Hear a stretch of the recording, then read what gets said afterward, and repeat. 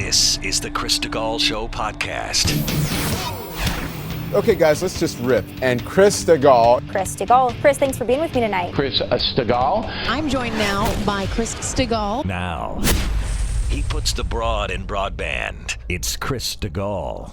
The Chris Stigall podcast is presented by usmedicalplan.com. Save big money monthly and get better health coverage at usmedicalplan.com. It's Wednesday, March 8th, and I thank you so much for downloading the Chris Stigall Show podcast. Blood pressure warning. Mine gets elevated during today's show. I'm going to unpack all the reaction yesterday to day number 2 of Tucker Carlson and these January 6th tapes.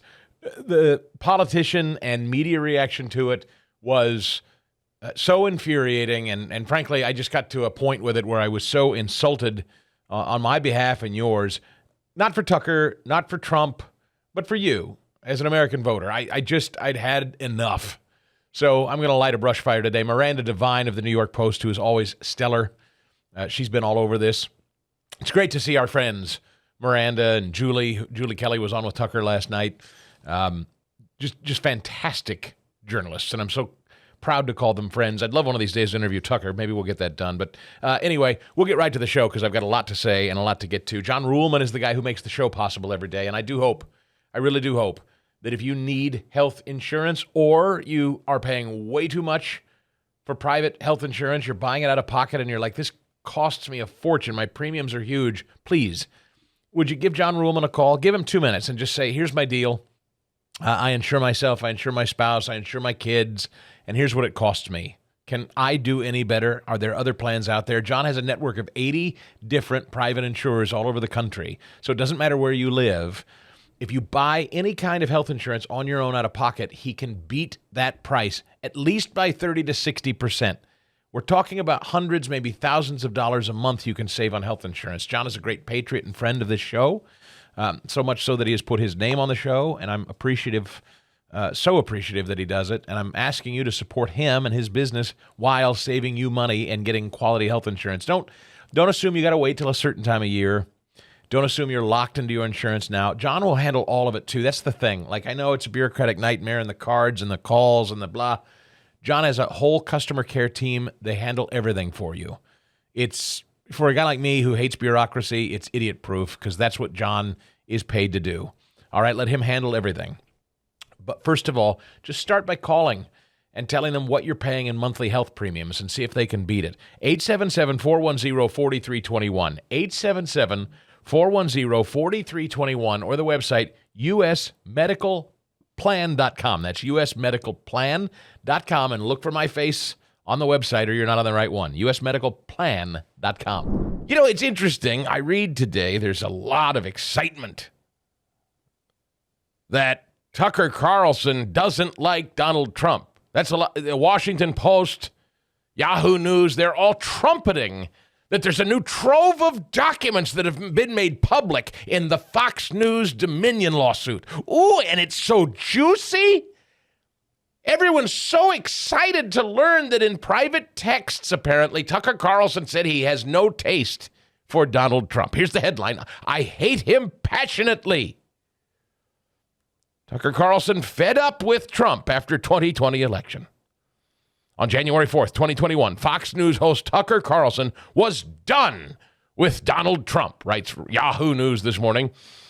We are very, very close to being able to ignore Trump most nights. I truly can't wait, he texted an unidentified person. I hate him passionately. I can't handle much more of this, he added. By this time, Fox News was in crisis mode. It had angered its audience when it correctly said Joe Biden had won Arizona. Again, remember, I'm reading Yahoo News here. Yahoo is thrilled that Fox News correctly called Arizona hours before the state even closed. In some cases, before even states on the East Coast closed. They called Arizona. But Yahoo is very complimentary of Fox. You see what they're doing here, folks? They're trying to have it both ways with Fox. When they want to use Fox as a blunt force instrument against Trump, they're happy to. when they want to use Fox as the mouthpiece of the Orwellian world of Trump and his voters, they're happy to do that. You can't use Fox both ways. You're going to have to pick a horse. Are people at Fox Trumpists and lunatics peddling the big lie? Or are they truth tellers and Trump haters? I mean, which is it? I can't keep up anymore. Tucker Carlson, for the last 24 hours, has had media people frothing that he's a Nazi, that he's building Potemkin villages like the Russians, that he's a Trump apologist, that he's trying to convince the people of the country that violence didn't happen on January 6th and that it was peaceful. Which is it?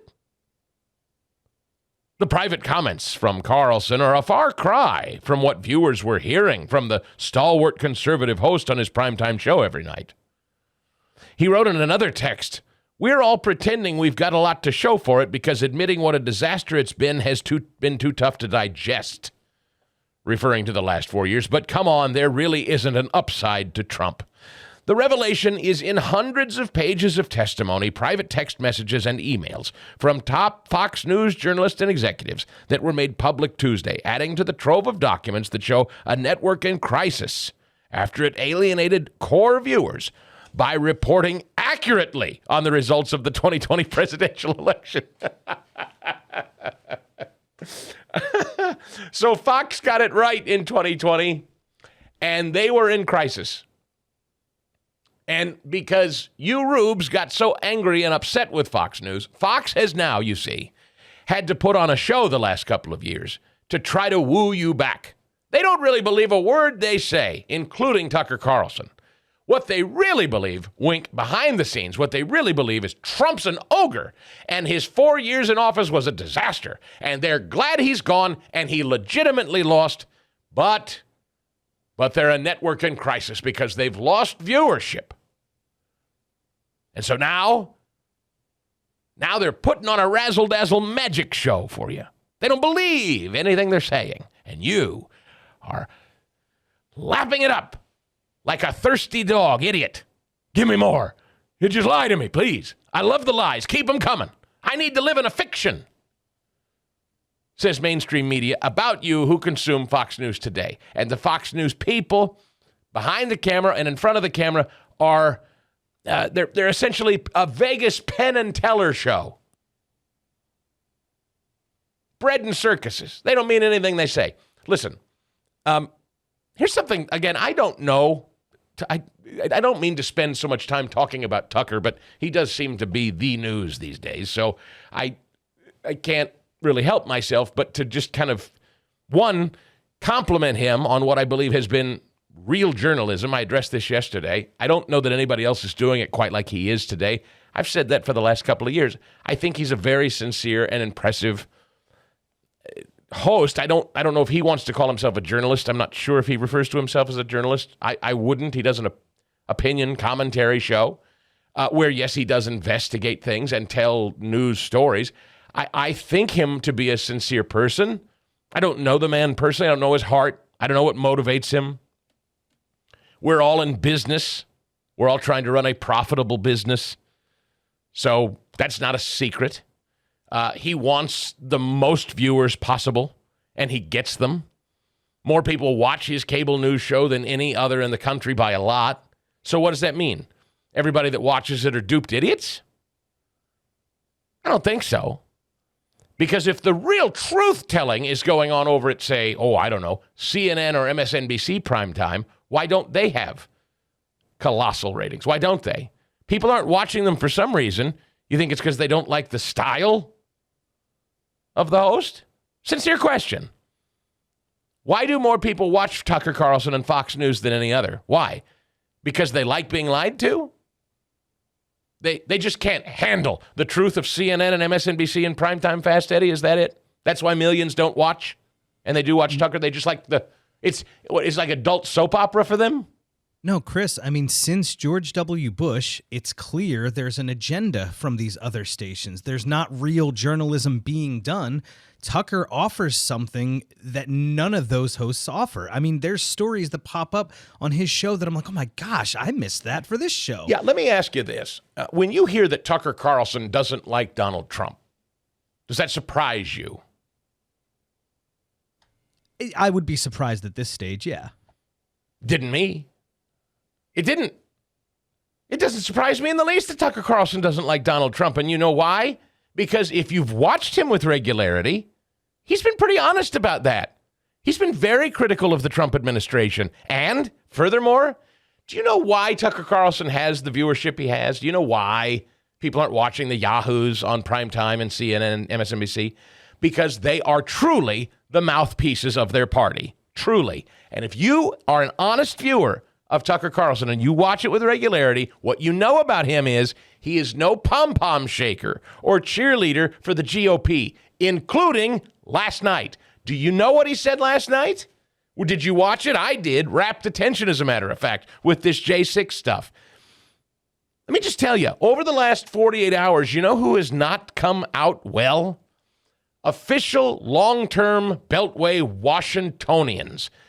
And that's of all parties and all stripes. Tucker Carlson didn't sit on that show last night and say, the Republicans are pure as the wind-driven snow. The GOP is for me. And the Democrats are mean. He didn't say that. What he said last night was, well, for instance, Mitch McConnell yesterday, just as an offering. Here's what Mitch McConnell had to say about the release of the January 6th materials to Tucker Carlson and his first night of airing them. Listen. My concern is how it was depicted, which is a different issue.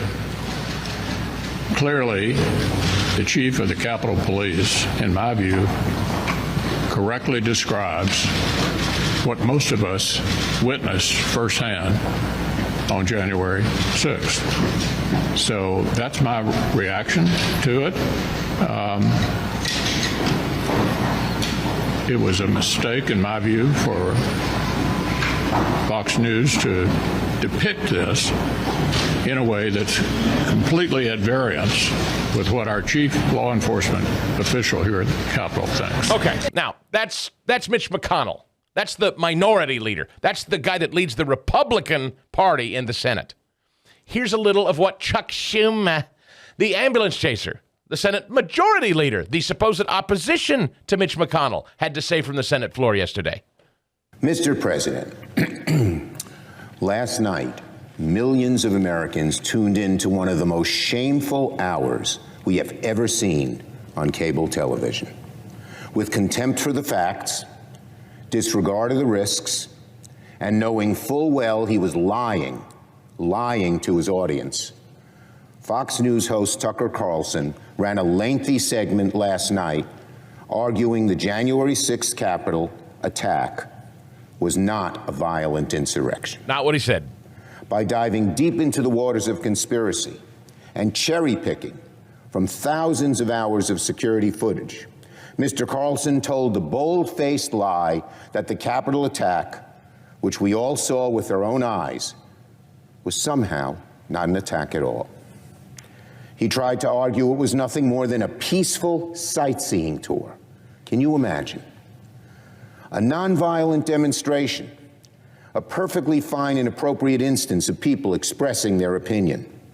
I, so many others who were here in the Capitol, and millions of Americans are just furious with Tucker Carlson and Kevin McCarthy today. Yeah, okay. And then he goes on.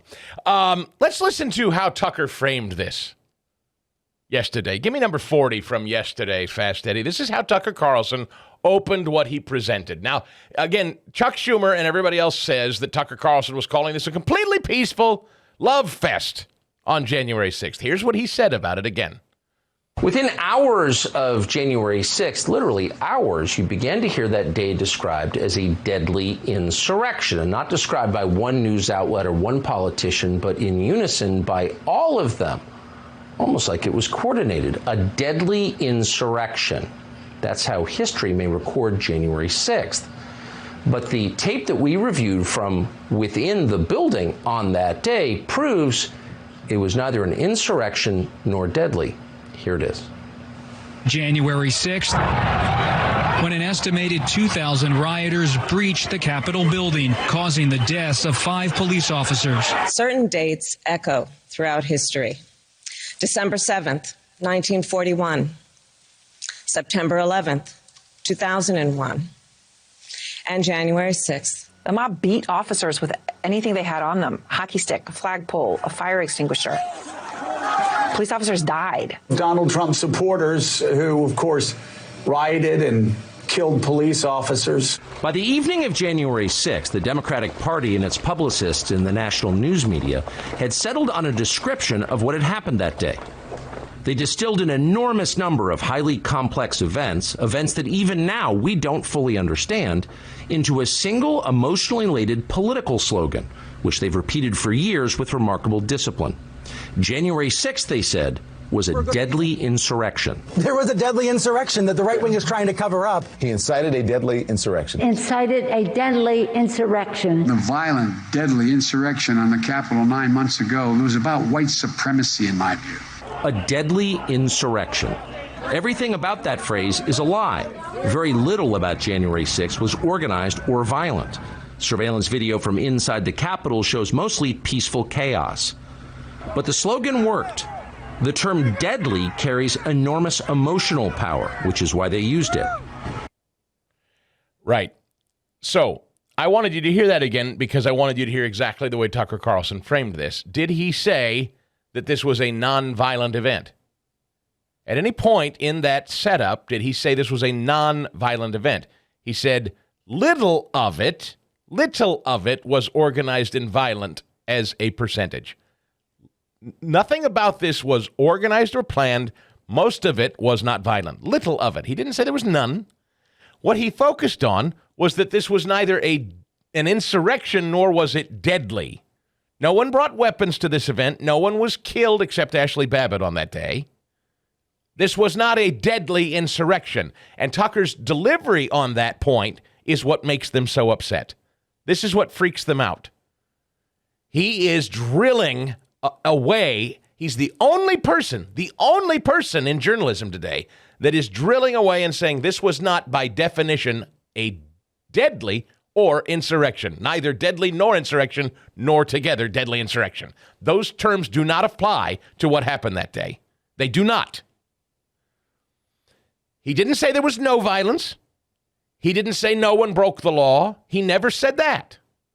He said little was organized, little was violent, but it was not a deadly insurrection. And for this, he's called a Nazi. Now, let me ask about this presentation last night, and if you saw it again tonight.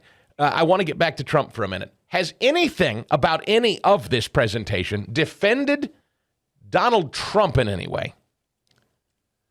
In fact, has this event in any way, in the coverage and conversation of this day, has it physically involved a conversation about Donald Trump, his presidency, or his role in the day? No. No, because it's not relevant. Because, as I've said, and you need to keep in mind, this isn't about Trump. This is about you. This entire episode and the way it's framed and the way it's discussed and the way Tucker Carlson is parsing it is about you. And those of you in this audience who were there that day, and frankly, all of us who voted for Donald Trump, this is about you. You're on notice. Do you want to be associated with a deadly insurrection? Do you want to vote for the guy that led all these hundreds of thousands of people to the Capitol to participate in a deadly insurrection? That's on you if you do. Shame on you for defending or being a part of or voting for someone who would inspire such a deadly insurrection. I hope you've learned your lesson, you American voter. Your tacit support for a deadly insurrection comes in the form of a vote for Donald Trump the next time, so you're on notice. This is about you. Does everyone understand that? This isn't about Donald Trump. Tucker Carlson's presentation isn't about Donald Trump. The media and the Democrat left, but I repeat myself, this is not about Donald Trump. Yes, they don't want him to return to power, but it's mostly about scaring you and forcing you to disassociate with this man and castigate you as a violent insurrectionist. That's always what this has been about. And so when Tucker lays bare this case that no, in fact, little of this was organized, little of this was violent, and it was certainly not a deadly insurrection, that most of the people that went into the building that day were behaving almost as sightseers. Were they trespassers? Okay, fine. If you want to get hung up on definitions, I'll go with you. They trespassed. Fine. Stipulated. They weren't violent. They weren't there to burn the building down or steal or loot or attack, or kidnap, or murder. This is about framing you, the American people who voted for Donald Trump, as a bad person. And that is Tucker's interest. And so I ask again, I started by talking about Tucker and the way people are talking about him and how excited the media is that they've got these texts that say Tucker doesn't like Trump. And I say, so? I'm not surprised. Because I've never watched Tucker Carlson hoping and praying that he'll make me feel better about Trump. I don't need Tucker Carlson to tell me how to feel about Donald Trump. Nor does Tucker Carlson spend time telling me how to feel about Donald Trump. What Tucker Carlson does and what he's been engaged in and why he has the viewership he does, and if you watched it last night, you'd know, he spent a good chunk of the night saying there's not a dime's worth of difference between many people in these parties when it comes to this day and the way it's been framed, the way you've been framed, the way you, the American voter, have been talked about. There's not a dime's worth of difference between the rotten rat bastards of the Republican Party and the Democrat Party. There's not a dime's worth of difference. And that's what the American people know, and that's what Tucker Carlson said, and that's why he has an audience. Because those other shill bastards at MSNBC and CNN, they're nothing but pom-pom shakers for the DNC, and everybody who watches it knows it. Those people wouldn't lift a finger to criticize their own Democrat Party. Not once. Tucker Carlson, whom I have no investment in. I don't know him at all. But I do know this. He's the only guy with a massive audience, including most of his colleagues at Fox, including that buffoon that follows him called Sean Hannity. He's the only guy, Tucker Carlson is, that's willing to, and Laura Ingraham does too, to be fair, the only people on that network that are willing to call out members of the Republican establishment and say the words, Mitch McConnell, you're no different than Chuck Schumer. On this January 6th issue, they may as well be the same guy. And that's a problem. Not a problem for Donald Trump. That's a problem for you and for me, the American voter. When you can't tell the difference between the Republican and the Democrat leadership in the United States Senate, you and I have a problem, ladies and gentlemen. This isn't about Donald Trump or Tucker Carlson.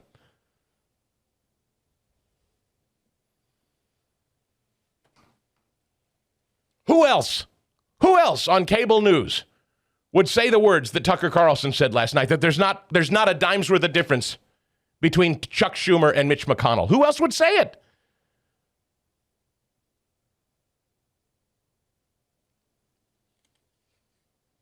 They're freaking out because they're being exposed. This whole game is being exposed. Which is why all the name calling and all the hysterics. And I'll unpack some of it here now. Hey there, it's Chris, back on the phone with my dentist and friend Bob Spinato at Williamsburg Dental in Broomall, Pennsylvania, just off the Blue Route with new technology. You have not just new associates, but they brought new technology into the business to make it a little easier for patients. Yeah, it's a very exciting time in dentistry. We have now introduced a three-dimensional x-ray called a CBCT scan in our office, which allows us to diagnose and things earlier for patients. My daughter is placing a lot of implants in the past that referred out. It's now being done in-house. And we also, we've been using dental or computer scanners for taking impressions for crowns for about the last 2 to 3 years. We now have introduced the next step, which is a milling machine, and we can now make crowns in the office. Things can be completed in the same day as opposed to having a temporary crown put on and 3 weeks later coming back and having a permanent crown put on. It's really a game changer, and it's a time saver for our patients to not have to make multiple visits to the office. Pick up the phone or go online, make that appointment, 610-353-2700 or williamsburg-dental.com. Okay, trying to get my blood pressure back to some normal status. Recentering here. Deep breath, Stigall. Here we go.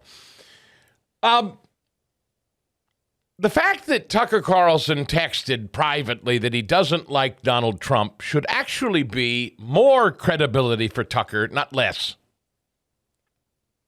It should actually say that Tucker Carlson is what makes him the number one most viewed cable news host in the country, that he's an honest broker, that he isn't in the tank for anybody.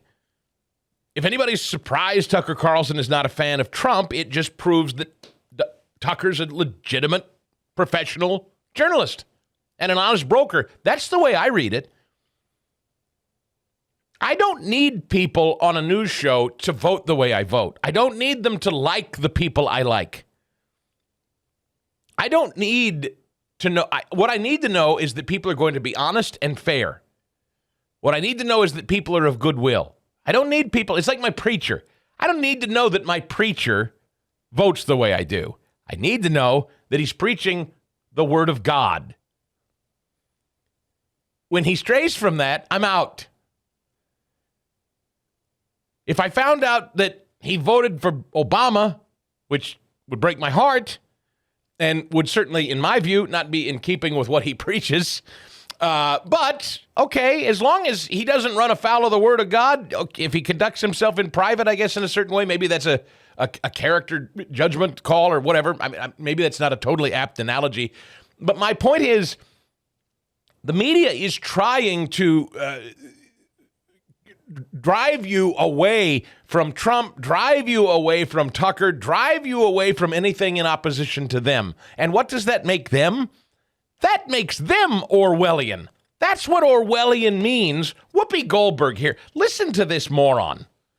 Whoopi Goldberg.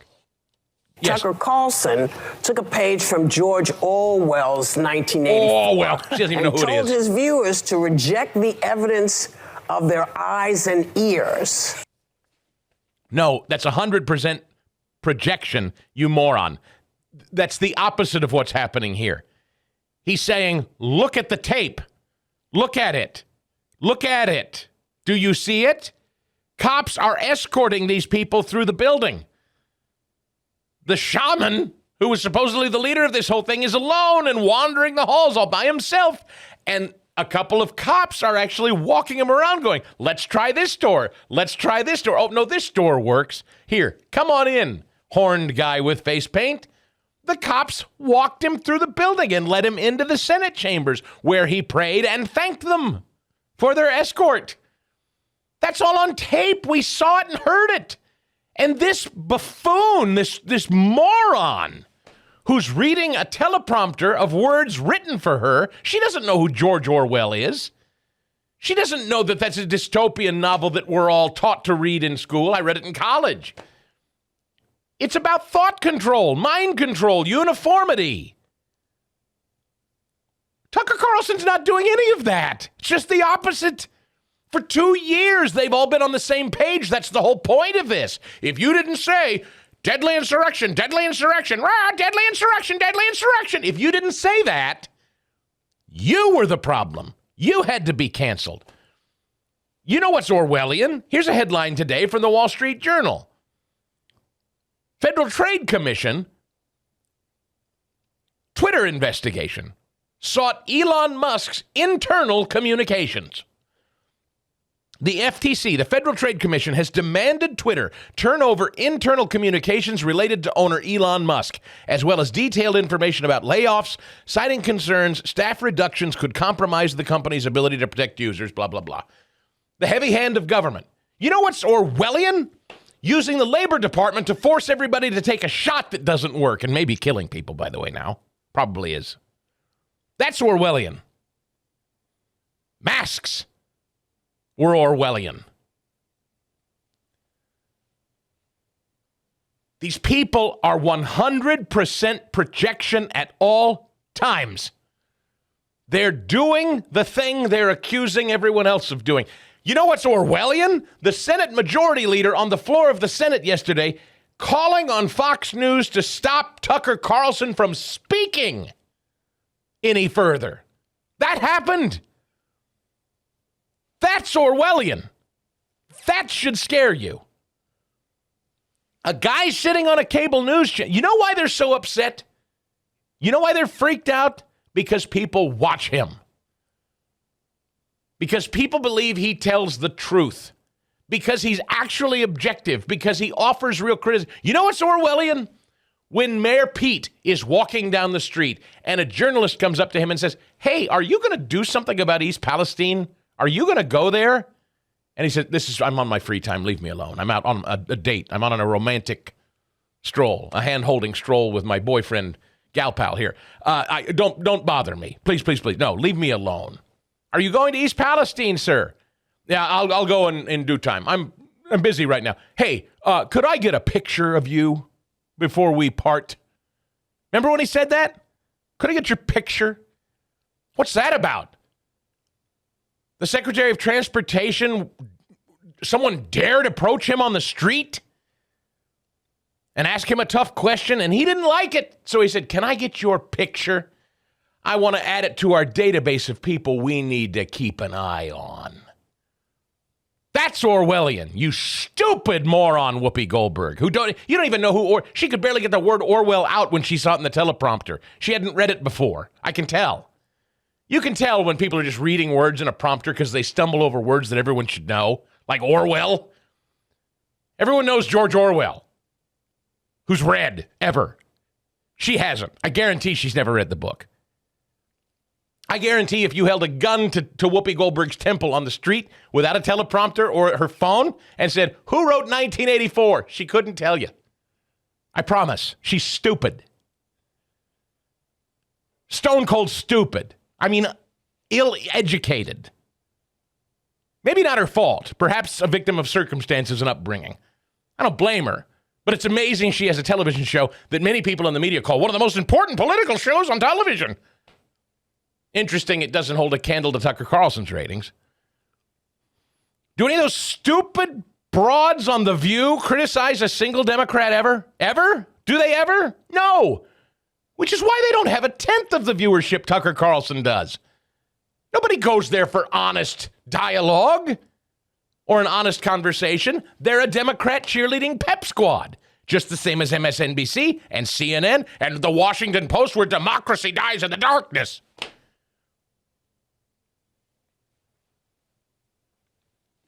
Ken Burns, that tiny, twerpy little historian who's made his entire living off of PBS, the Wood Floor and Fern crowd, the taxpayer-supported television station. Ken Burns with another important documentary. These people that MSNBC and PBS are constantly lifting up as the most important figures of our time. They're so important. Andrew Sorkin is always so important. You know, the West Wing guy and the guys that write the biography, John Meacham, and all the important historians. All these, they're all a bunch of mental masturbators, all leftists, every one of them. And they're always credited for these thoughtful commentaries. They're all left-wing wackos. I guess, to be honest with you, I didn't really know Ken Burns' politics. Didn't really care. I've watched some of his documentaries. They're fine. They're good. I now know I have to watch every Ken Burns documentary through the prism of what's he pulling, given what he said yesterday to CNN. Listen to this. You know, what makes America great is not the suppression of ideas or the pursuit of every corner of those ideas may lead us or the facts. It's about who we are and how we investigate who we are and celebrate the diversity of who we are. All of these bills that DeSantis and others are doing limit our ability to understand who we are and are not inclusive. They're exclusive. They're narrowing the focus of what is and isn't American history. It's terrifying. It feels like a Soviet system, or, the way the Nazis would build a Potemkin village. Tucker Carlson's doing the same thing with the footage from 1/6. It's just a kind of rewriting of history at the most dangerous level. It's a huge threat to our republic. I'm doing, Don, a film right now, working on a major series on the history of the American Revolution, and I can tell you that Thomas Jefferson and Thomas Paine and George Washington and John Adams and James Madison and Alexander Hamilton are rolling over in their graves if they think that this person is carrying the mantle of what it is to be American. Right. Don Lemon is what it is to be American, Ken. CNN is what it is to be American.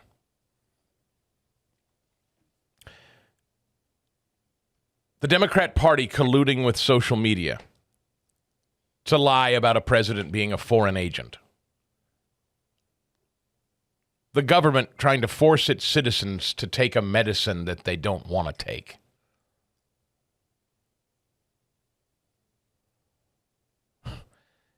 Killing babies in the womb. Or after they've been born, legally killing them. These are just a few things that I imagine our founders, like Washington and Jefferson, might also be a little uncomfortable with, Ken. I have a funny feeling our founders wouldn't be upset with Ron DeSantis saying we're not going to teach sexuality and gender dysphoria and drag queen story hour to our elementary school children. I have a funny feeling our founders would have frowned on that, Ken. Just a guess. I have a funny feeling our founders would have a fundamental problem. Look, and I understand the history of slavery, and context matters not at all here, but I will just say, because context to people that are smart understand what I'm saying here, I have a feeling that our founders would have a real problem with public school and public education generally, and the education department generally. I think our founders would have a real problem with that. I think our founders never envisioned that education would be centralized and hubbed out of a national capital. And furthermore, that national organization called the Education Department of the federal government would peddle and push parents out, peddle and push sexuality, critical race theory, running down the country. And if parents stood up at school board meetings and objected, the federal government would send the FBI to treat them as though they're domestic terrorists. I bet the founders, Ken, noted historian, important PBS documentarian, I bet the founders might have something to say about that. You twerpy little smug jerk.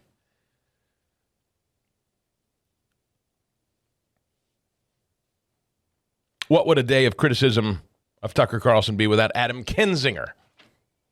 He took a swing.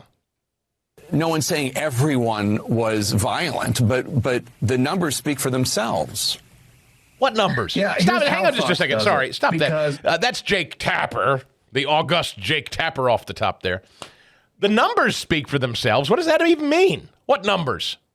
What are we talking about? Volume? What numbers? The numbers speak for themselves. What are you talking about? No one's saying everyone was violent, but Adam, the numbers speak for themselves.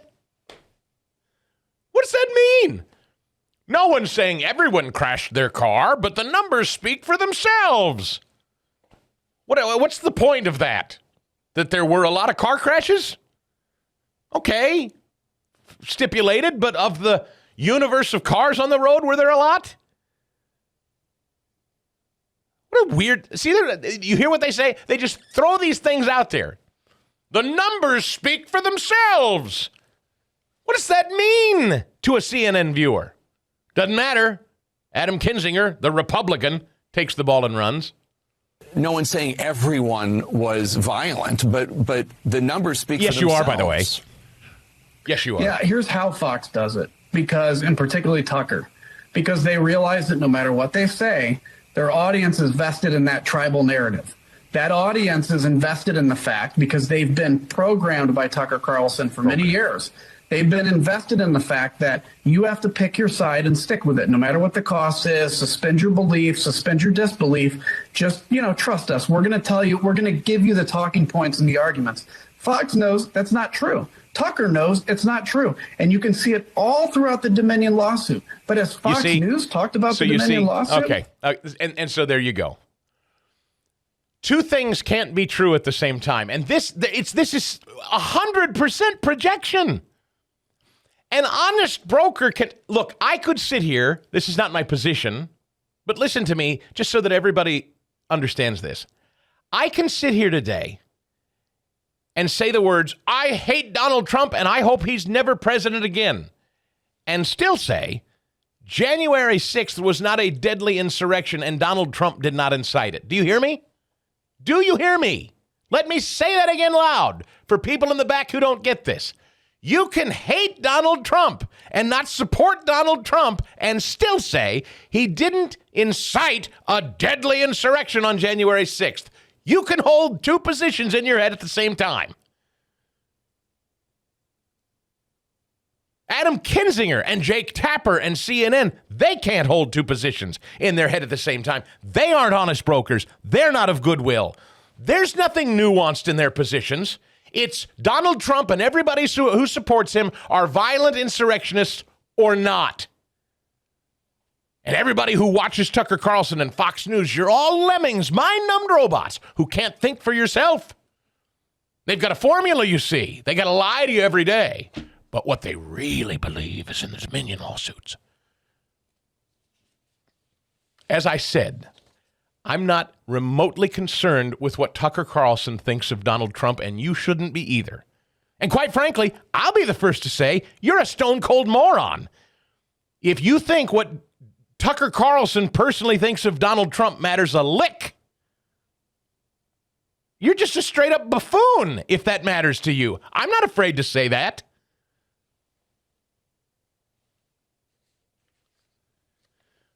What they cannot stand and what they cannot handle about people like you and me is that we are honest brokers. We do deliberate. We do see two sides of things. We can think critically. We can hold 2 points of view in our head, walk and chew gum at the same time. And that's what they hate, because it is they are the lemmings.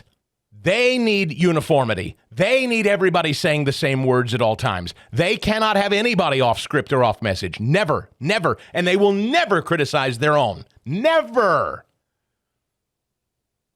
And you get a steady diet night after night from people like Tucker Carlson, and you certainly get it here. No GOP pom-pom shaker am I. I said that how many times during CPAC? This is not a GOP rally. CPAC's not a GOP Republican rally. Ronna Romney McDaniel didn't show up at CPAC.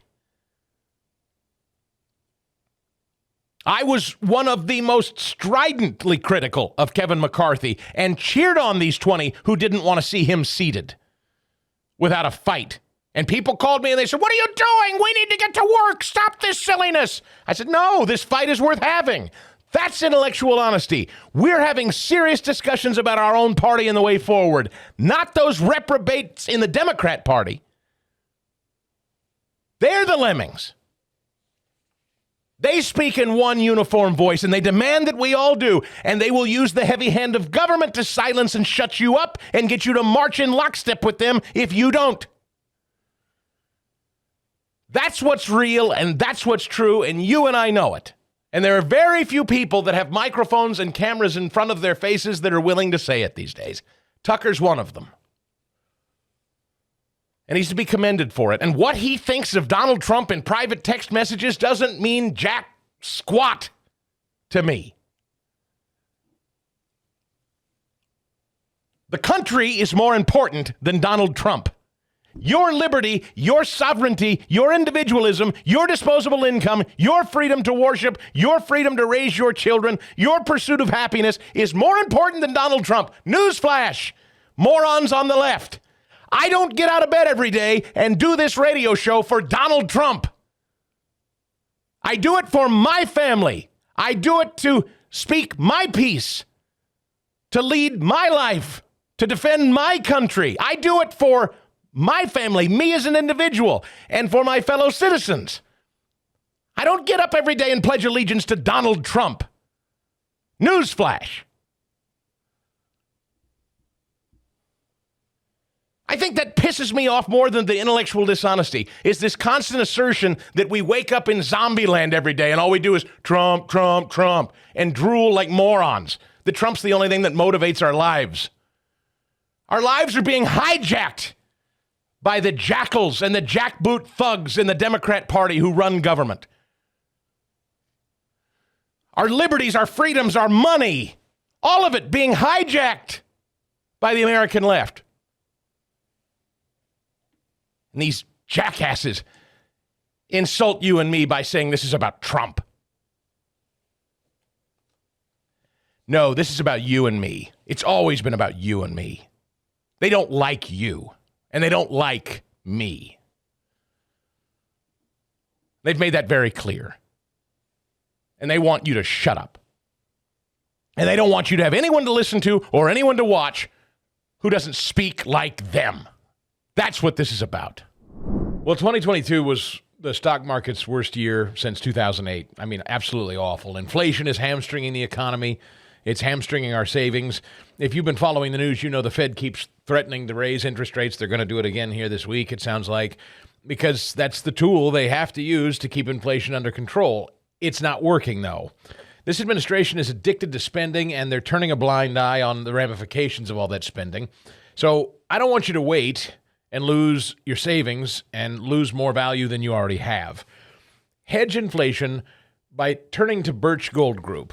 Now, I just talked to the Birch Gold people last week at CPAC, and I said, look, I don't know much about gold personally. They said, don't sweat it. And it's not a high-pressure thing, and they're not even asking me to tell you, buy gold, because I don't know anything about it. I can't advise you that way. They're pros, and what Birch Gold is, they're the foremost authority on precious metal IRAs. They'll help you convert your existing IRA or 401k into an IRA in gold. And the best part is it's completely tax sheltered. If you want to know more about this, would you just text them today? They'll send you a free kit, and that's all they've asked me to say to you is, if you're curious about it, text, and here's the thing, you text my name, Chris, to 989898.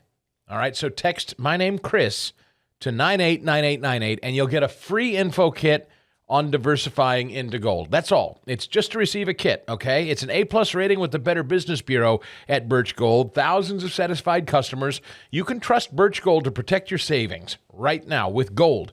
So text Chris to find out more about it at 989898 and let me know about it. You can get that free info kit when you do. Again, text Chris to 989898. And it's like a pressure cooker. At some point, it's like my wife has one of those Instapots, you know, and that's kind of how I felt today. If you've ever used an Instapot, whatever's in my Instapot is fully cooked and ready to go. I finally hit it today. If I had to watch one more liar frame you, and that's what it's about, Fast Eddie. It's what makes me so mad is this is about you and me. It has nothing to do with the personalities of Donald Trump and Tucker Carlson. This is a full-blown slap in the face insult to every one of the 80 million people who voted for Donald Trump. And those of us who are just critical thinkers who just want the truth and want to be left alone are honest, hardworking, average Americans who just want to be left alone and want our voice to count and want our voices heard. They're insulting us. I don't care about Tucker Carlson and Donald Trump. They're insulting you and me. That's what makes me so mad. No, Chris, it goes back to the election itself. I remember the day after January 6th, after this had all happened, you had made very clear, and it was such an important point. We can talk about this, January 6th. We can discuss that, but we can also discuss the election. Yes. We thought there's something wrong. This doesn't stop us from having this discussion and asking questions. Here's what Kevin McCarthy had to say yesterday when asked, do you regret, how dare you give Tucker Carlson access to these tapes? Do you regret it? McCarthy pretty good. I got to say, I'm starting to warm on California Kevin a little bit, if I'm to be honest. Take a listen. Tucker Carlson. Last night he went on and said this was a mostly peaceful chaos, as he said. He downplayed Brian Sicknick's death, said it was not related to January 6th, said this was not an insurrection. Do you regret giving him this footage so he could whitewash the events of that day? No. I said at the very beginning, transparency. And so what I wanted to produce for everybody is exactly what I said, that people could actually look at it and see what's gone on that day. So. But why? But Mr. Speaker, would you agree with his portrayal of what happened that day? Look, each person can come up with their own conclusion, but what I just wanted to make sure is I had transparency. Do you believe? Because I know in CNN, I mean, I had here where you guys actually broke where we were. This was a secret location, Fort McLaren. I don't know if you got concerned by that. I don't even know from a point of view of security if we could ever be taken there again. But when you broke that at CNN, that was a real concern to a lot of people.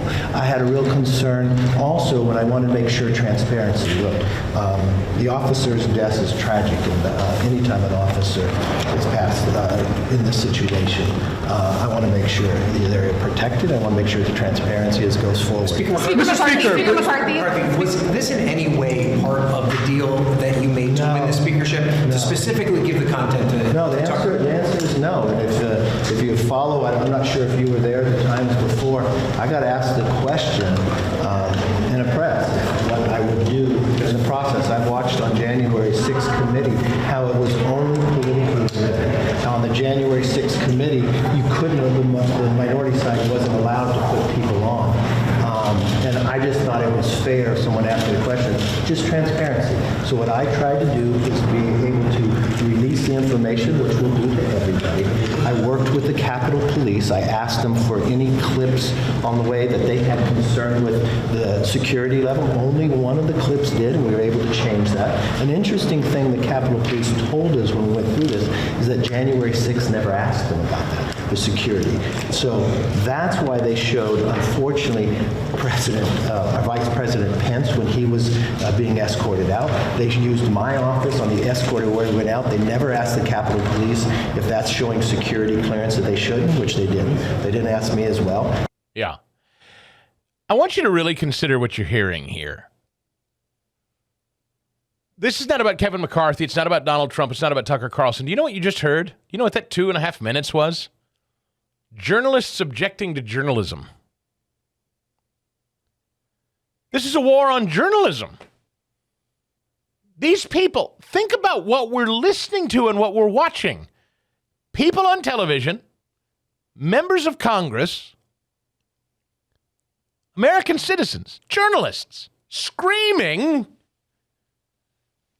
that a television personality has access to all hours of public footage that is your property and mine as an American taxpayer. A journalist with whom they disagree, a news channel they don't like, got full unfettered access to 40,000 hours of video footage that no one has been able to see in full, and you and I own as American taxpayers. It's our property, and journalists are furious. Think of how outrageous that is on its face. Think of that. That's where we are in 2023. Hey, whoopee! That's what Orwellian means. You dummy.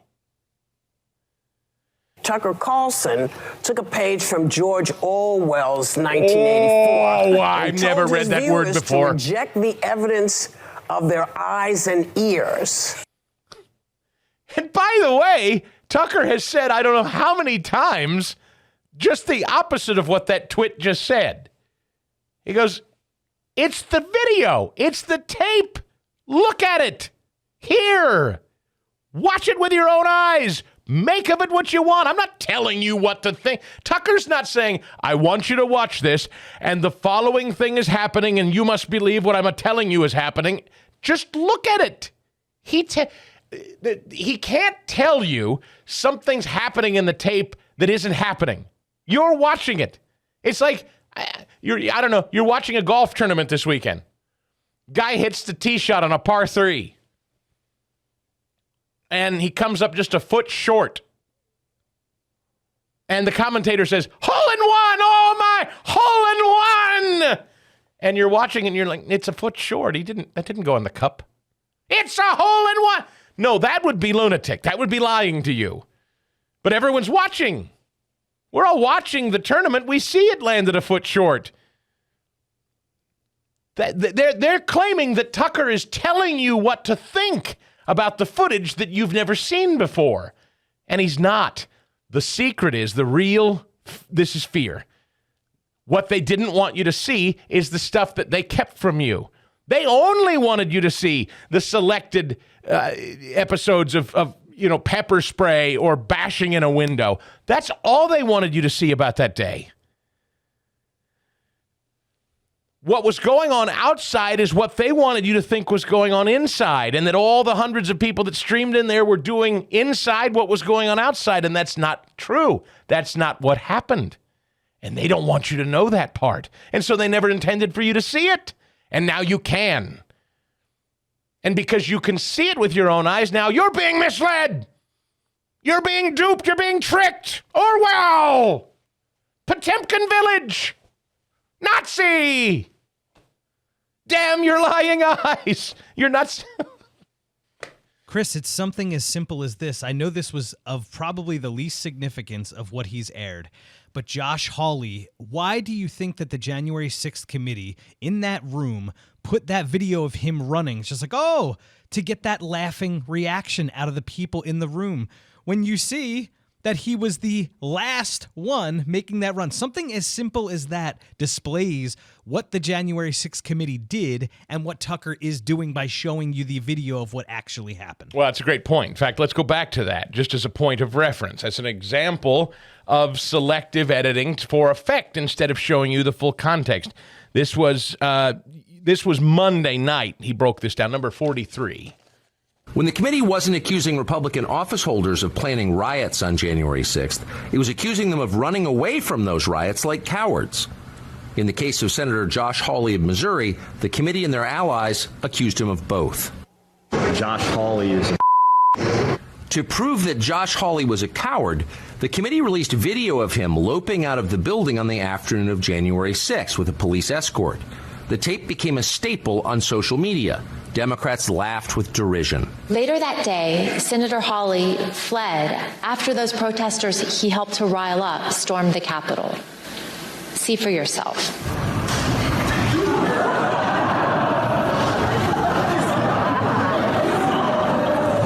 But in fact, the surveillance footage we reviewed shows that famous clip was a sham, edited deceptively by the January 6th committee. The clip was propaganda, not evidence.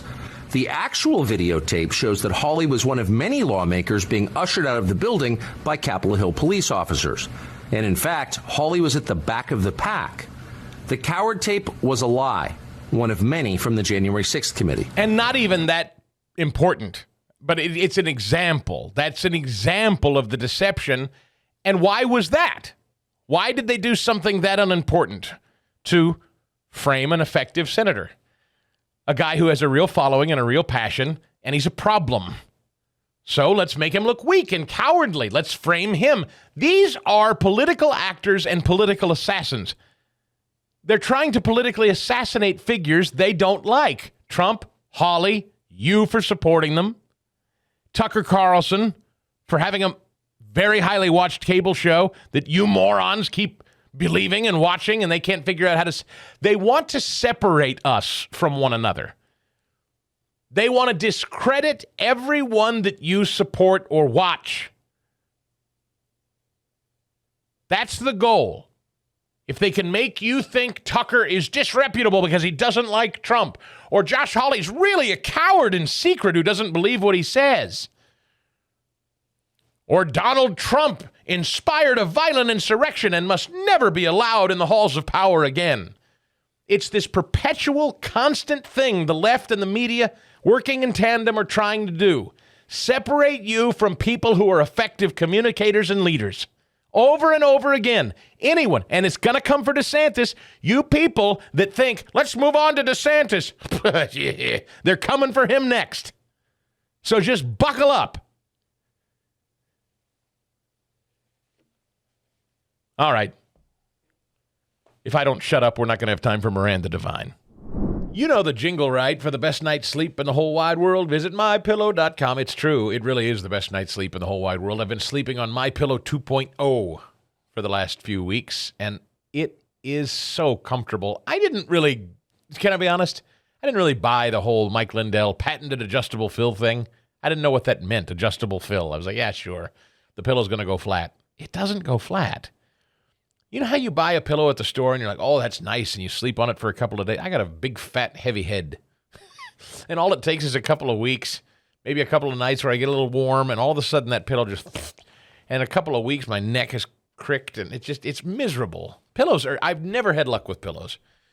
Well, I tell you, this fill that MyPillow talks about and Mike talks about, it is adjustable, and it constantly stays. You adjust it at night, and your head is like even.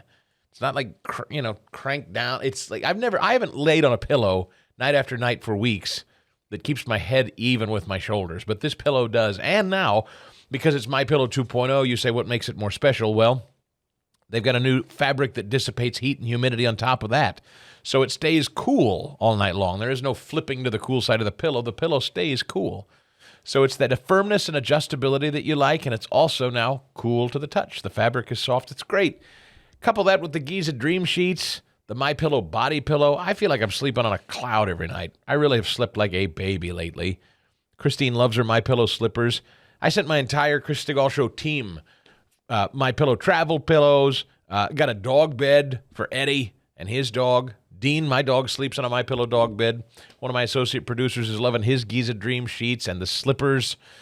Look, if you want really high-quality stuff, is it the cheapest? No. I'll just be honest with you. I know some people say, oh, it's expensive. Well, look, it's made in America. It has a 60-day money-back guarantee.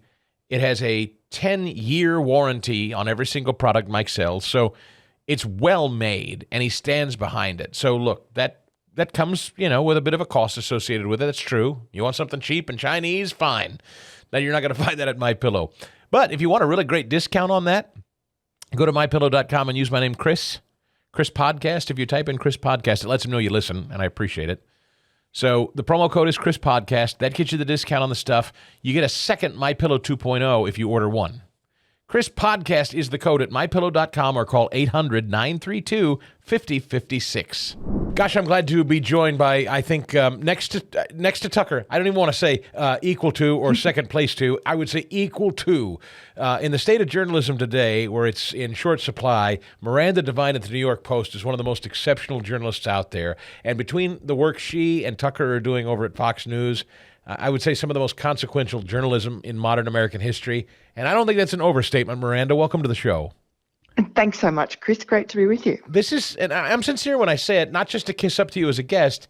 I mean it. I don't know that anybody else is legitimately reporting on all that we're finding about the January 6th release as you two are. And doesn't that sadden you, really? And I would, by the way, I would even count some of your colleagues who just don't seem to want to talk about it for whatever reason. Well, look, I think America's been subjected to more than 2 years of relentless propaganda from the Democrats and their media allies. And they had full control in Washington, D.C., and therefore they had full control of all the evidence out of January 6, including all this surveillance footage that, thank goodness, now the new Speaker, Kevin McCarthy, has given Tucker Carlson access to. And I think that was sensible. And you can just see the way that the Democrats are hyperventilating about this, that they're really worried that their lies are being demolished. And that's exactly what Tucker Carlson did last night on his show. And he is going to do it again tonight. And no doubt he'll continue to do it. And it needs to be done because it's been such a divisive issue in the country. And it's been weaponized particularly by Joe Biden, the president who promised during the campaign that he would be a uniter and that he wanted everyone to come together and stop fighting. And in fact, what he's done is drive an even worse wedge in between, two sides of America. And there's some footage that Tucker played last night on his show showing Joe Biden very cynically using the January 6 riot to smear Republicans as white supremacists. I mean, the riot had absolutely nothing to do with race at all. And yet this is Joe Biden gets up and he calls it a deadly insurrection when, pretending that Officer Brian Sicknick died on the day. In fact, Democrats say that 5 police officers died that day. That is a lie. That never happened. Brian Sicknick died of a stroke the next day. And there were other police officers who died in subsequent weeks of suicide. Now, we don't know why they committed suicide, and it's tragic that any of them have died.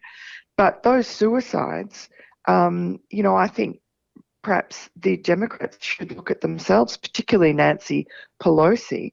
What was she doing leaving the Capitol Police out to dry, undermanned, outnumbered, with no backup?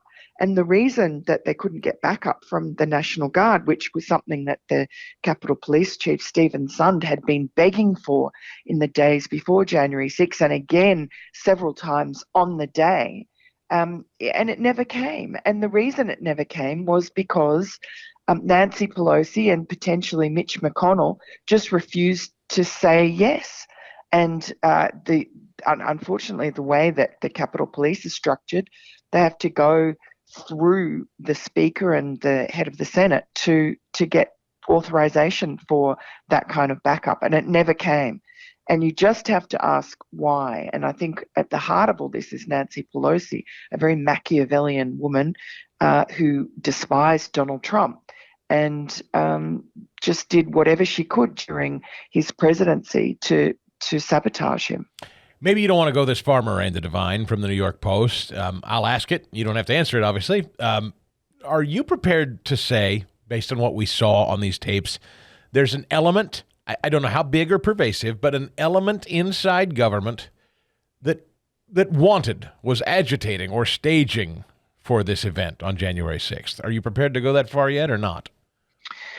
Well, what I would say, I think, is that certainly Nancy Pelosi is an opportunist and a Machiavellian person. And she knew Donald Trump, and she knew that there were going to be hundreds of thousands, probably at least tens of thousands of Trump supporters who are upset about the outcome of the election gathering in Washington, D.C. And she also would have known that they had a permit, that the organisers of that rally had a permit to amass outside the Capitol on a grassy area. So, that for crowd control, as Stephen Sund, the Capitol Police Chief, asked for, you would need to have some sort of backup. There just weren't enough Capitol Police officers, whether it was going to be peaceful or not. For those numbers of crowds, for safety, you needed more police. You needed National Guard or someone else. And this was something that was, well before the rally on January 6th, well before Donald Trump gave his speech. You had Muriel Bowser, another Democrat who was the mayor of D.C., writing a letter to the authorities in Congress and saying under no circumstances were there going to be National Guard. Nancy Pelosi was well known, was very angry about having National Guard. She'd colluded with General Milley earlier to completely demonize the attempt by Donald Trump to bring in National Guard to prevent the sort of Antifa, BLM rioters from attacking the White House. If you remember, there was, in the summer of 2020, there was that really violent protest outside the White House in Lafayette Park in which the St. John's Church, that very historic church, was set alight, and hundreds of park police and Secret Service officers were injured, or at least over 100, I think 120 or so. And that was such a serious riot there that the president, who was then Donald Trump, and his family had to be whisked out of their residence in an underground to an underground bunker for their safety. So that was serious. And yet, when the park police cleared out the Lafayette Park, Nancy Pelosi just kicked up such a stink. She carried on as if this was just the most authoritarian, fascist thing that could ever have happened, and made it very clear that Donald Trump was not going to be able to deploy any extra troops to combat protesters ever again. And I think on January 6th, she saw an opportunity to make Donald Trump look bad, and it worked. And, she was so cynical that when Officer Sicknick died the following day of a stroke, and as Tucker Carlson showed last night on his show, Officer Sicknick could be seen in this surveillance footage walking around perfectly healthy after the violence had ended. And he was wearing a helmet. So the lie propagated for several weeks by the New York Times that he'd been beaten by Trump supporters over the head with a fire extinguisher, that was just not true. The New York Times finally retracted that story, but by that stage it's too late.